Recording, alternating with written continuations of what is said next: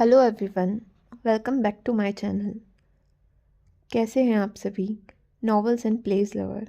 आई hope आप सभी अच्छे होंगे। तो आज जिस टॉपिक पर हम बात करने जा रहे हैं वह एक प्ले है जिसके बारे में आपने अपनी अभी तक की novels and place study journey में पढ़ा ही होगा, सुना ही होगा। अ प्ले बाय क्रिस्टोफर मार्लोव और इस प्ले का नाम है डॉक्टर फोस्टस। यह प्ले जर्मन स्टोरी के ऊपर बेस्ड है। इसमें डॉक्टर फोस्टस जो कि हमारे प्ले के प्रोटैगनिस्ट हैं, मेन कैरेक्टर हैं, उनकी लाइफ एंड डेथ की जो पेनफुल स्टोरी है उसके बारे में बताया गया है। इस प्ले को मोस्ट प्रोबेबली 1592-93 के अप्रॉक्स लिखा गया था और 1604 में इसको प्रेजेंट किया गया था। डॉक्टर फोस्टस की thinking, struggle, knowledge and power की ईज़ को इस प्ले में बताया गया है। इस प्ले में बताया गया है कि एक इंसान के अंदर अच्छाई और बुराई दोनों होती हैं, लेकिन कभी कभी इंसान के अंदर की बुराई अच्छाई को इतना दबा देती है और ख़त्म कर देती है कि बुराई अच्छाई पर हावी हो जाती है, जिसका नुकसान इंसान को बाद में चुकाना पड़ता है। तो आइए हम शुरू करते हैं हमारे आज के नाटक डॉक्टर फोस्टस की कहानी को, जिसके मुख्य सूत्रधार यानी मेन कैरेक्टर प्रोटैगनिस्ट हैं फोस्टस। फोस्टस क्रिस्टोफर मार्लोवे के प्ले के प्रोटैगनिस्ट यानी ट्रेजिक हीरो की तरह दिखाए गए हैं, जो कि विटनबर्ग जर्मनी में रहते हैं, जो कि महान विद्वान हैं। ये एक ऐसा कॉन्ट्राडिक्टरी कैरेक्टर है जिसकी एम्बिशन एंड स्ट्रेंज डिज़ायर्स की वजह से उसे बहुत भारी कीमत चुकानी पड़ती है। जब हम पहली बार फोस्टस से मिलते हैं तो हम देखेंगे कि वो बहुत ही एम्बिशियस, इंटेलिजेंट और गिफ्टेड दिखाई देते हैं, लेकिन साथ ही वो एरोगेंट और सेल्फ डिस्ट्रक्टिव भी हैं। वो चाहते हैं कि उन्हें यूरोप को रीशेप करने का मौका मिले, अच्छी वेल्थ गेन करने का मौका मिले, और इतनी सारी नॉलेज उन्हें होने के बावजूद भी वो अनसेटिस्फाई हैं।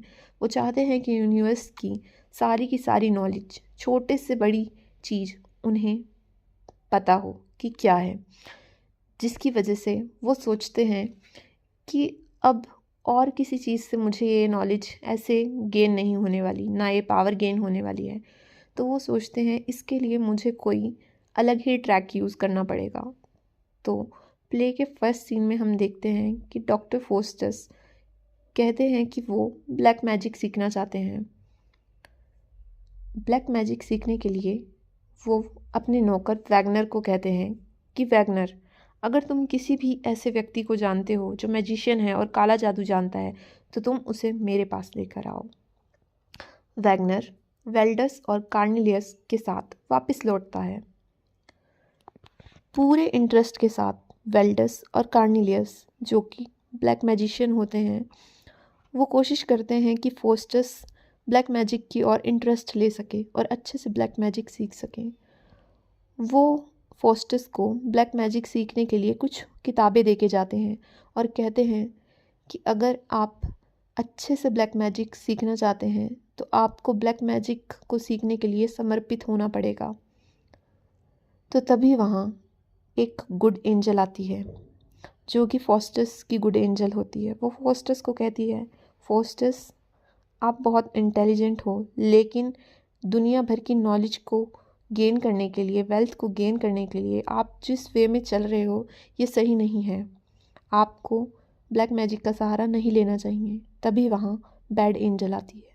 बैड एंजल गुड एंजल को कहती है कि तुम चुप हो जाओ, और फोस्टस को एनकरेज करती है कि ब्लैक मैजिक ही एक लास्ट ऑप्शन है जिसके माध्यम से आप दुनिया भर की पावर और नॉलेज को गेन कर सकते हैं।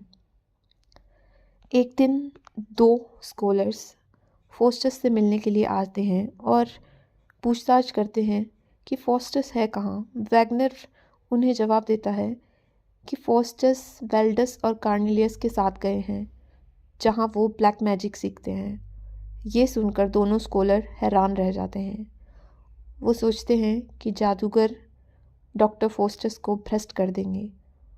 उन्हें ये बात यूनिवर्सिटी के रेक्टर को बतानी चाहिए।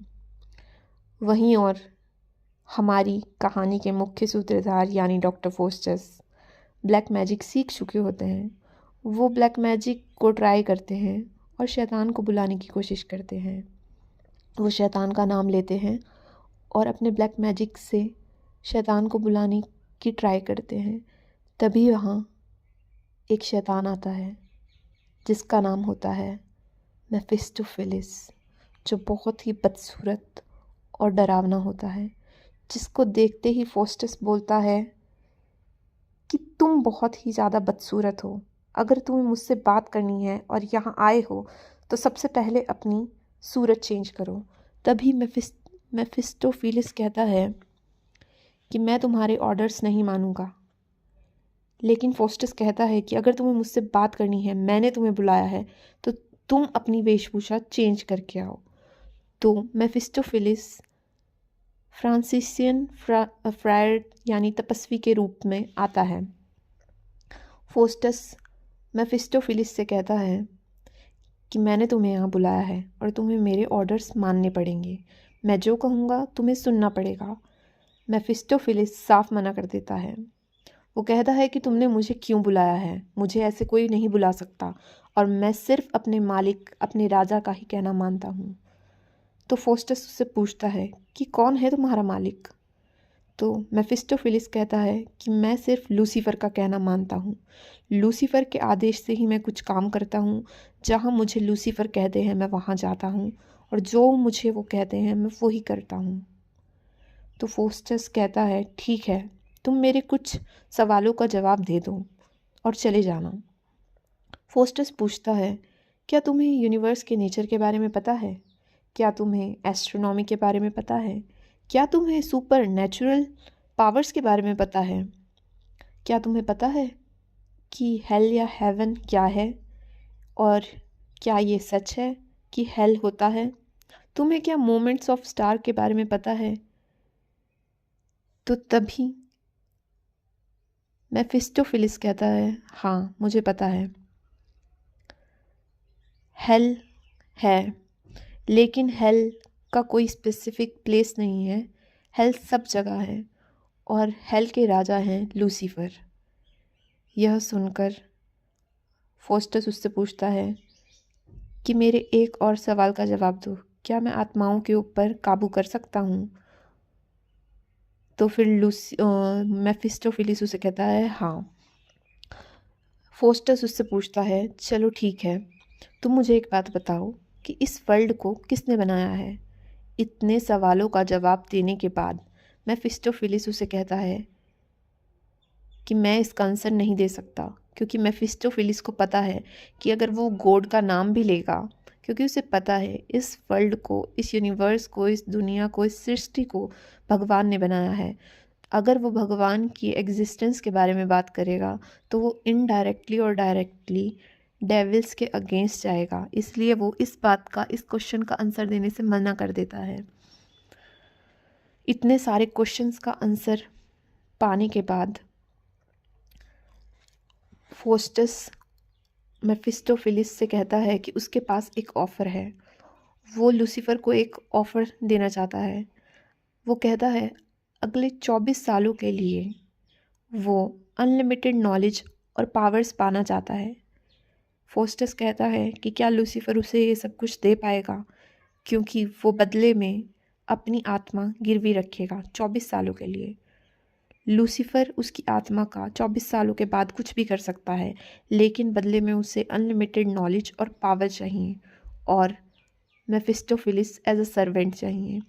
यह सुनकर मेफिस्टोफेलिस लूसीफर के पास वापस चला जाता है। फोस्टस को लगता है कि उसने आज तो डेविल से अच्छी खासी डील कर ली है। फोस्टस अपने नौकर वैगनर को कहता है कि अगर वो अच्छे से अच्छे जादूगर को जानता है तो उसे ले आए, क्योंकि वो और ब्लैक मैजिक सीखना चाहता है।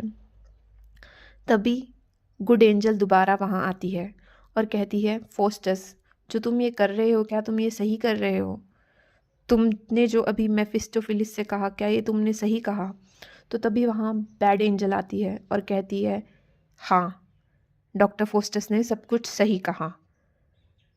और डॉक्टर फोस्टस भी डिसाइड कर लेते हैं कि वो लूसीफर को अपनी आत्मा गिरवी रख देंगे 24 सालों के लिए, जिसके बदौलत उनको नॉलेज और पावर अनलिमिटेड मिल जाएगी। तभी मेफिस्टोफिलिस वहाँ आता है और कहता है, लूसीफर से डील करना चाहते हो तो तुम्हें एक एग्रीमेंट साइन करना पड़ेगा फोस्टस। फोस्टस कहता है ठीक है, अनलिमिटेड पावर एंड नॉलेज के लिए अगर मुझे एग्रीमेंट साइन करना पड़ेगा तो मैं कर दूंगा। मेफिस्टोफिलिस कहता है ठीक है, ये एग्रीमेंट तुम्हें करना पड़ेगा अपने खून से। फोस्टस मान जाता है। तो जैसे ही एग्रीमेंट पे साइन करने के लिए फोस्टस आगे बढ़ता है तो वो देखता है कि उसका ब्लड जम जाता है, जैसे मानो यूनिवर्स उसको साइन दे रहा हो, कोई सिग्नल दे रहा हो कि फोस्टस तुम ये जो भी कर रहे हो तुम गलत कर रहे हो और तुमको इसकी भारी कीमत चुकानी पड़ेगी। लेकिन तभी मेफिस्टोफिलिस गर्म कोयले लाता है जिससे कि फोस्टस का ब्लड जो जमा हुआ है वो ठीक हो सके और वो एग्रीमेंट पे साइन कर सकें। तो फोस्टस एग्रीमेंट पे साइन कर देता है। वो मेफिस्टोफिलिस से डिमांड करता है, जो उसकी फर्स्ट डिमांड होती है कि मुझे एक वाइफ चाहिए। तो मेफिस्टोफिलिस उसको एक वाइफ दे देता है। तो वो वाइफ इतनी बदसूरत, इतनी डरावनी और अलग सा क्रिएचर होता है कि फोस्टस कहता है ये क्या है, वाइफ ऐसी थोड़ी ना होती है, मुझे वाइफ चाहिए। मेफिस्टोफिलिस साफ मना कर देता है। मेफिस्टोफिलिस कहता है कि वाइफ शादी की बाद, एक होली सेरेमनी के बाद एक पॉसिबल सुंदर औरत होती है जो कि तुम्हें ऐसे नहीं मिल सकती। ये एक होली सेरेमनी का पार्ट होता है जो कि मेरे बस का नहीं है। तो फिर फोस्टस कहता है रहने दो, तुम एक काम करो, मुझे एस्ट्रोनॉमी, एस्ट्रोलॉजी और दुनिया भर की सारी किताबें, साइंस, टेक्नोलॉजी सबके बारे में ज्ञान दो। तो फोस्टस उससे ज्ञान प्राप्त करता है। फिर फोस्टस के पास आती है दोबारा गुड एंजल, जो उसे बोलती है कि फोस्टस क्या तुम ये सही कर रहे हो, तुमने वाइफ मांगी तो तुम्हें एक इतना बैड क्रिएचर दिया गया, तुम्हें ये सही लग रहा है कि तुम एक होली सेरेमनी का पार्ट भी वो नहीं करते, डिज़र्व नहीं करते, तुम ये गलत कर रहे हो। तभी वहाँ बैड एंजल आती है और कहती है नहीं, तुम सभी कुछ ठीक कर रहे हो। फोस्टस का ये डाउट उसे कहता है कि उसे गॉड को सरेंडर कर देना चाहिए, माफ़ी मांग लेनी चाहिए। और उसे लगता है कि शायद वो गलत कर रहा है। वो सोचता है कि उसको गॉड से माफ़ी मांगकर सब कुछ सही हो जाएगा। तभी वहाँ लूसीफर आता है और कहता है तुम्हें गॉड का नाम लेने की ज़रूरत नहीं है, और उसे बुक देकर जाता है और उसे कहता है कि इस बुक के ज़रिए तुम्हें जो भी पूछना है, जानना है, तुम जान सकते हो, लेकिन तुम्हें जिसका भी तुम नाम लेने जा रहे हो उसका नाम लेने की ज़रूरत नहीं है। फिर मेफिस्टोफिलिस फोस्टस के साथ वर्ल्ड टूर पर निकल जाता है। लास्ट में वो रोम उतरते हैं, जहाँ रुकने के बाद फोस्टस कहता है कि वो स्मारक देखना चाहता है। उसके बाद वह जर्मनी वापस आ जाता है, जहाँ चार्ल्स फिफ्थ उसकी प्रसिद्धि के चर्चे सुन के उसे अपने कोर्ट में इनवाइट करते हैं, जहाँ वो उसकी मैजिशियन की स्किल्स को देखना चाहते हैं। डॉक्टर फोस्टस ने जादुई स्किल दिखाई, लेकिन एक व्यक्ति को पता नहीं क्या हुआ, उसे वो स्किल्स पसंद नहीं आई। उसे उसके जादू काले जादू की जो तरीके हैं वो पसंद नहीं आए और वो उठ के बोल पड़ा कि जो ये आप कर रहे हैं, महान विद्वान हो और काले जादू का सहारा लेकर आप ये कर रहे हो, ये सही नहीं कर रहे हो। फोस्टस को अचानक से गुस्सा आ जाता है। वो उस व्यक्ति के सिर पर सींग लगा देता है और उसको परेशान करता है। ऐसे छोटे मोटे इंसिडेंट्स होते रहते हैं जहाँ फोस्टस अपने ब्लैक मैजिक और पावर्स का मिसयूज़ करता है। वो हॉर्स के व्यापारी को परेशान करता है, जिसकी वजह से वो हॉर्स अनस्टेबल हो जाता है और दौड़ता ही रहता है। वैगनर फिर फोस्टस को बताता है कि ड्यूक ऑफ वेलहोर्न ने उसे अपने कोर्ट में, अपने दरबार में बुलाया है, जहाँ उसे एंटरटेन करने के लिए बुलाया है।